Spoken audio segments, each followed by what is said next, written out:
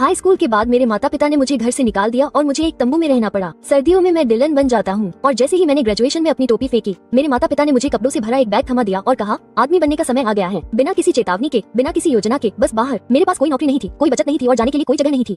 उदाहरण चिन्ह, मैं एक स्ट्रिप मॉल के पीछे एक जंगली इलाके में रहने लगा। एक चर्च के स्वयंसेवक द्वारा दिए गए एक पुराने तंबू में रहने लगा। मिनेसोटा में दिसंबर का महीना था। रातें शून्य से नीचे चली जाती थी। मैं खुद को परतों में लपेटता था, टॉर्च का कम इस्तेमाल करता था और डिब्बाबंद भोजन को खत्म करने के लिए खाना छोड़ देता था। मुझे याद है एक रात मेरी उंगलियां इतनी सुन्न हो गई थी कि मैं सूप का डिब्बा भी नहीं खोल सका। मैं बस वहीं बैठा कांप रहा था और सोच रहा था कि मैं उन लोगों के लिए कैसे बेकार हो गया जिन्होंने मुझे पाला है। आखिरकार मुझे टेबल पर काम करने का पार्ट टाइम काम मिल गया। वहाँ एक रसोइये ने मुझे अपने सोफे पर सोने दिया जब उसे पता चला कि मैं बाहर रह रहा हूँ। उस नौकरी से दूसरी नौकरी मिली और आखिरकार मैंने एक कमरा किराए पर लेने के लिए पर्याप्त पैसे बचा लिए। 5 साल हो गए। अब मेरे पास एक पक्की नौकरी है, एक पुरानी कार है और मेरा अपना अपार्टमेंट है। लेकिन वो सर्दी मुझे कभी नहीं छोड़ी। मैं अभी भी अपने ट्रंक में एक कंबल और ग्रेनोला बार रखता हूँ, उन लोगों के लिए जो मेरी तरह बेघर हो गए हैं, क्योंकि किसी को भी जीना सीखने से पहले जीवित रहने का तरीका नहीं सीखना चाहिए।